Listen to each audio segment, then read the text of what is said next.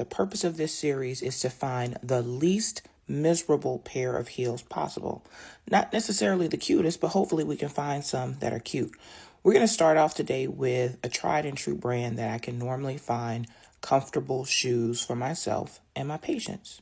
We're going to go on Zappos because I love a good deal and I'm cheap. We're going to look for Naturalizers. Yes, Naturalizers. And hopefully I can give you the gist of what you need to look for in a shoe, even if it's not a naturalizer, for it to be comfortable. We're going to start with these Bailers.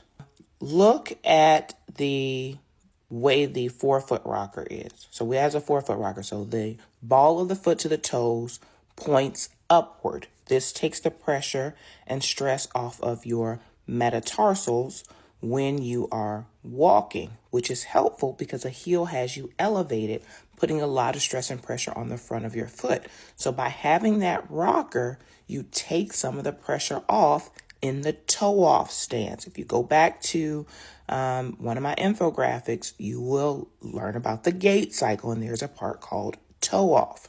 The next shoe we're going to look at is the Joy. The Joy also has, again, a really good forefoot rocker. This really does a good job of demonstrating what it looks like. You see how it's going up? Then you see in the arch that thickness and the curve that's going to give you cushion. Let's look at the Melody. This looks like something you may wear to a ball. Melody, again, you can see the cushion. It doesn't have a whole lot of cushion, but you can see the cushion. I keep showing the bottom of the shoes because you want there to be grip. Forefoot rocker with a platform. This is about a 4-inch heel, right? Which is higher than we would normally recommend, but I get it. The girls want to be elevated. But because it has that platform, it takes away from some of that height. And because it has a forefoot rocker, it's going to take some of the stress and pressure off the front of the foot. You see that cushion. You see that it has the curve of the arch. This has the potential to be a much more comfortable heel. Hopefully you all are seeing a pattern here.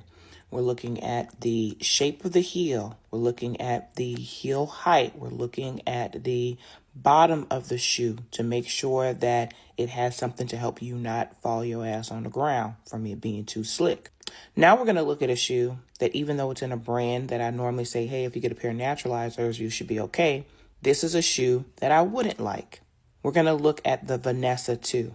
Now off top, hopefully you all can see why I don't like it. Right?